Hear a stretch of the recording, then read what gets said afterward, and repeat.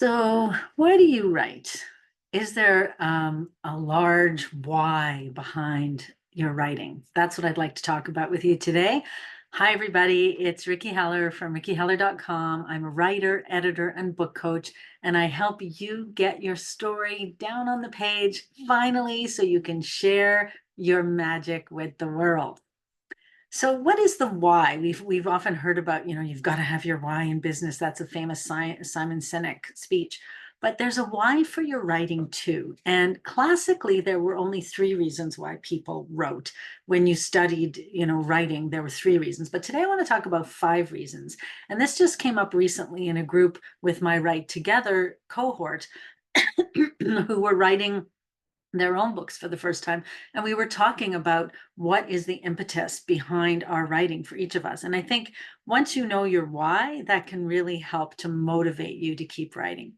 So classically, I said there were three reasons that people wrote. One was to educate.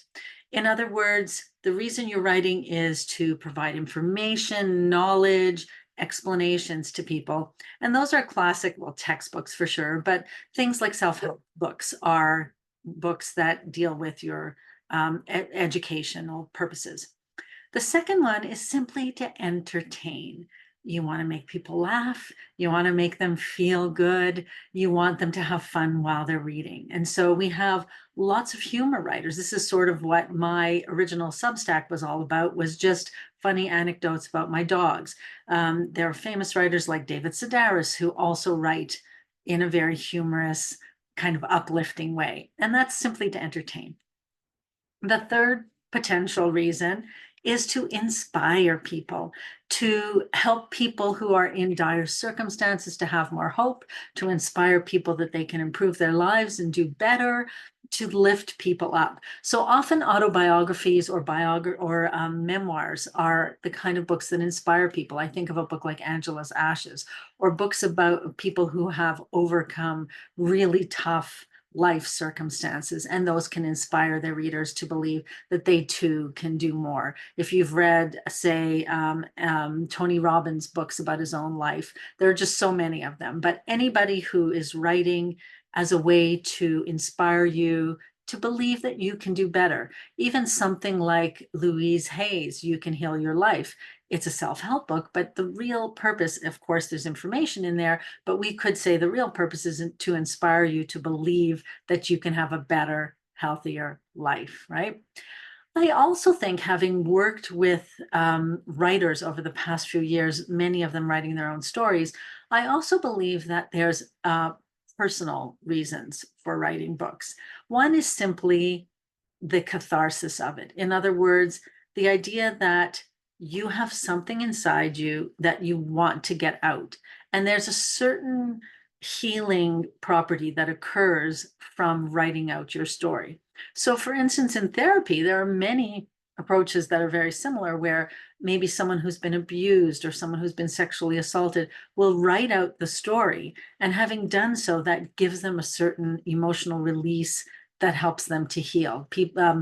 Men who've come back from fighting in wars who have PTSD, that can be very useful too. So it's a kind of, if you think about personal journals, they kind of serve that purpose. And in that case, you're writing just for yourself. Nobody else has to read it. The final why behind our writing that one of my clients pointed out is the whole concept of leaving a legacy.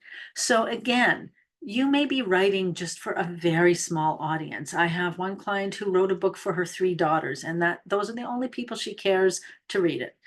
If no one else ever reads that book, she doesn't care. But it's a little bit of their family history. It's a story to explain who she is to them, so that in years to come, they and their children will have a legacy, will have a memory, something permanent that they can attribute to her. So those are the five whys that I've come up with: to educate, to entertain, to inspire, for catharsis, and as a legacy. And if you think about why you're writing and one of those resonates with you, great, because that can, like I said, can be a real motivator.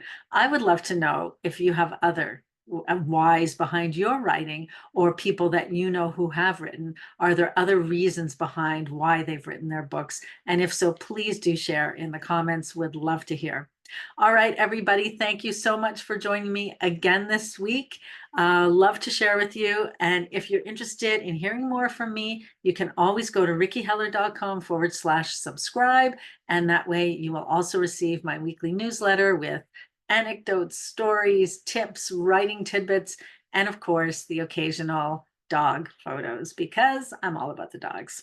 All right, everybody, have a great week, and I'll see you next time.